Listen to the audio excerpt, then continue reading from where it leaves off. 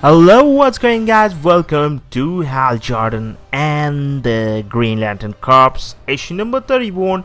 And yeah, as you know, I'm gonna read it from Venditti Comics, and this review is written by Reggie Hemingway. Reggie have given a full, complete, real, honest reflection of the comic book in this review, and I really like that one. So let's start. My best friendships began as fights. Grade school chums were initially bullies whose respect I earned by refusing to die. In junior high, when the fights can be most savage, I made a lifelong friend with a girl that absolutely kicked my ass.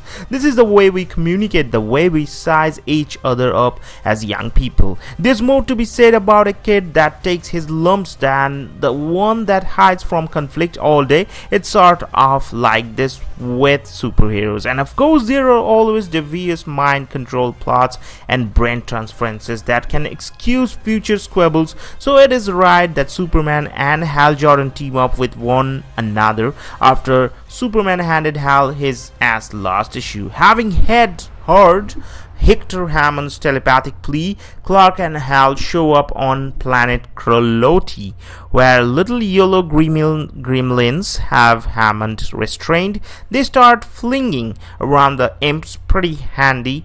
Then one enacts the God Brain, using Hector Hammond's expanded cranial abilities to throw a back mercy on our heroes. Hal finds himself back in reconstituted Coast City, hanging with his family and smooching on Carol Ferris. Of course, Hal figures out it's a fake reality because he would rather be a badass jet-making Green Lantern fighting machine. Clark also snaps out of his dream reality, though the mentions having seen his mama and dad. The Colotians smartly surrender. Hector Hammond still kills him, though. They restrain Hector Hammond at Star Labs, and Clark and Hal Brohog. And that's pretty much it. Frankly, the ending is a somewhat touching moment where Hal is about to knock on Carol Ferris' door and stop his fooling around, but then John Stewart calls him away to an emergency, and well, the knock doesn't happen. Pretty quick issue, but I was fairly satisfied. This two-part story was okay developed. Hal a little beyond the one-dimensional gung-ho bonehead I'm normally making fun of.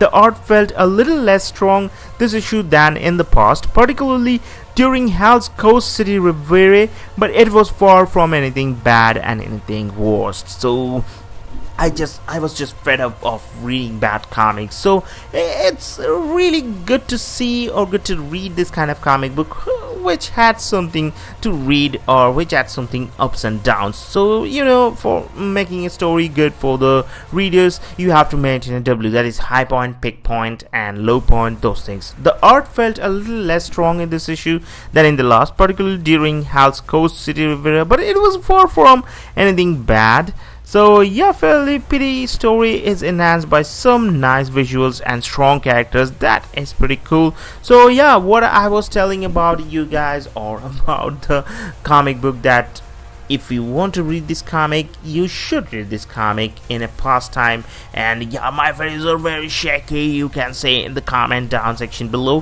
Why don't you guys are commenting in the comment section? That will be pretty much great and supportive, because I really get inspired when I see your comments, and that is pretty cool. So I'm gonna make a video. I was thinking that reading the last updated comments, that would be so cool. If you guys get your comments in that video, that will be really great, and I'm gonna give you a shout out. The most of the likes get a comment. So have a great day guys. Next one is coming, Bats Out of Hell. That is a metal tie-in, and don't forget to leave a like and subscribe for more amazing upcoming videos.